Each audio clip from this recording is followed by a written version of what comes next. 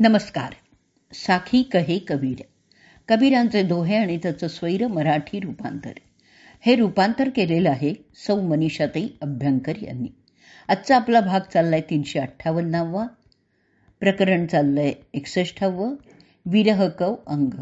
दोहे आज आपण घेणार आहोत 59 ते 62. प्रथम आपण 59वा दोहा ऐकूयात. कबीर सुंदरियों कहे सुनिए कंत सुजान, बेगी मिलो तुम आय के, नहीं तो तजिहो प्राण, नहीं तो तजिहो प्राण. कबीर सुंदरियों कहे सुनिए कंत सुजान, बेगी मिलो तुम आय के, नहीं तो तजिहो प्राण, नहीं तो तजिहो प्राण. अर्थ ऐकूयात. कबीर म्हणतात की विरहाने व्याकुळ झालेली सुंदरी विरहिणी म्हणते की हे प्राणनाथ प्रियवर, माझी विनंती ऐका. एक तर शीघ्र येऊन मला भेटा, नाही तर मी आपल्या प्राणांचा त्याग करेन. विरहिणी आपल्या प्रेमास्पदाशिवाय जीवित राहू शकत नाही. केवळ प्रिय भेटीचीच तिला आस लागलेली आहे. प्रियाची भेट होत नसेल तर तिला आपलं प्राणही नकोसे होतात. प्रियाविना ती जिवंतच राहू इच्छित नाही. अशी विरहाची पराकाष्ठा झाल्याशिवाय भगवंत भेटतच नाही. आता आपण ऐकूयात या दोह्यावरची मराठी साखी. विरहाने व्याकुळ सुंदरी म्हणे ऐक रे कांत, लवकर भेटी दे मजसी, करेन प्राण त्याग, करेन प्राण त्याग. विरहाने व्याकुळ सुंदरी म्हणे ऐक रे कांत, लवकर भेटी दे मजसी, करेन प्राण त्याग,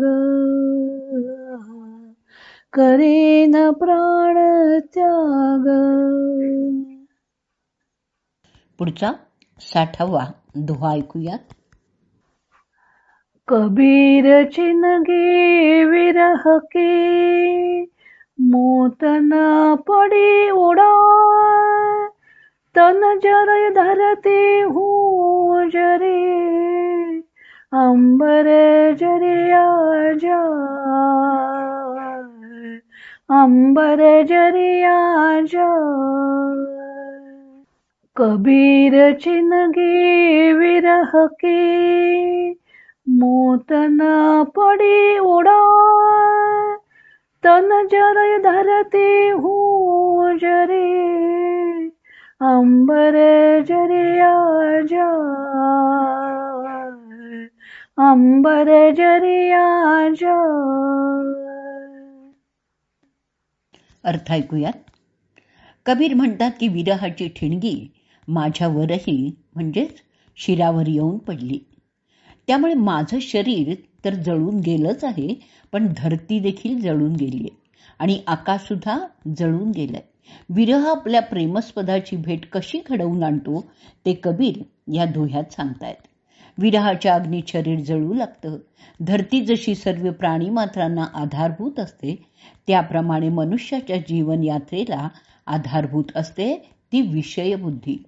विषयबुद्धी सुद्धा विरहात जळून जाते आणि बुद्धी शुद्ध होते. आणि आकाशाप्रमाणे अदृश्य असलेला अहंकार हा सुद्धा जळूनच जातो. त्यामुळे जीव पूर्णतः निर्मळ बनतो आणि मग ईश्वर भेटीसाठी लायक ठरतो. त्यामुळे रामाची प्राप्ती होण्यात विरहाची अत्यंत आवश्यकता आहे. आता आपण या दोह्यावरची मराठी साखी ऐकूयात. विरह ठिणगी पडे तनावरी, देह तो जळूनी जाई, देहासह धरती अनांबर, तेही खाकची होई, तेही खाकची होई. विरह ठिणगी पडे तनावरी, देह तो जळूनी जाई, देहासह धरती अनांबर, तेही खाकची होई, तेही खाकची होई. पुढचा दोहा 61वा ऐकूयात. कबीर बैद बुलाया, जो भावे सोले, जिहि जिहि औषध हरि मिले, सो सो औषध दे, सो सो औषध दे.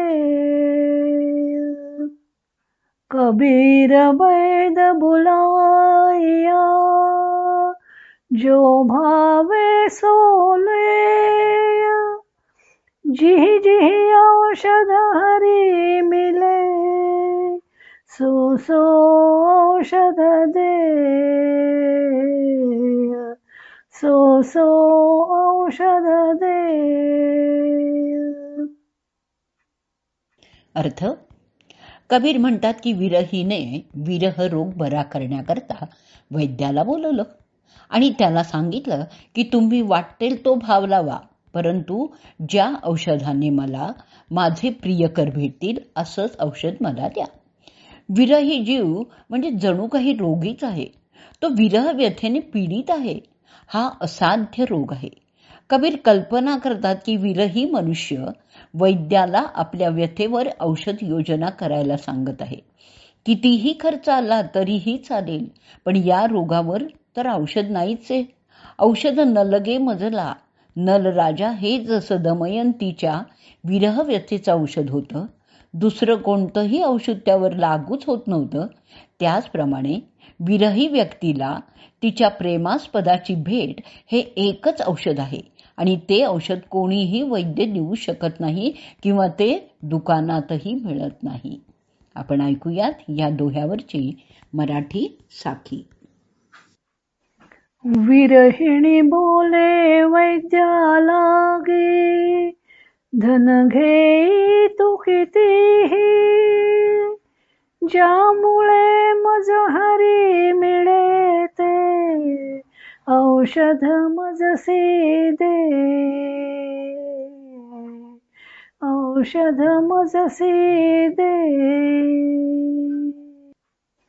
विरहिणी बोले वैद्याला गे, धन घेई तू कितीही, ज्यामुळे मज हरी मिळे ते, औषध मजसी दे, औषध मजसी दे. पुढचा दोहा ऐकूयात 62वा. कबीर वैद बुलाया, पकड़ी के देखी बाही, वैदन वेदन जानसी, करक कलेजे माही,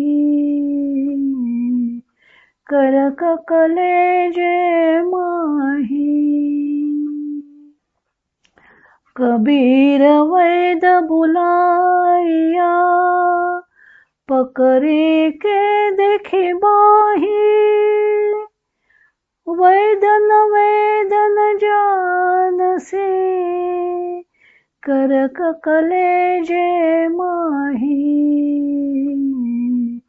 करक कलेजे माही.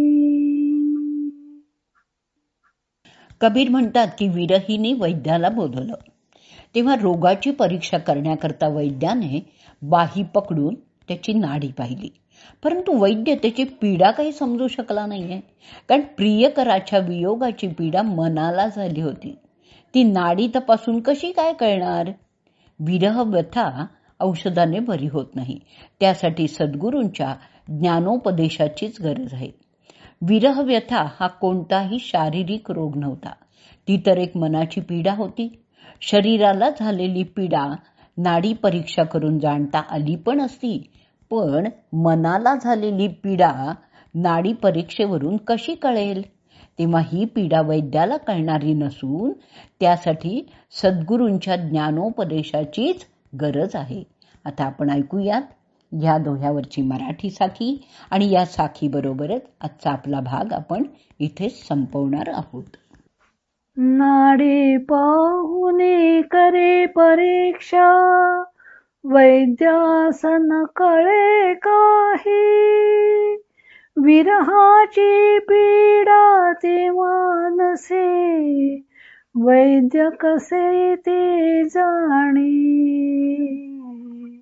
वैद्य कसे ते जाणी. नाडी पाहुनी करे परीक्षा, वैद्यासन कळे काही.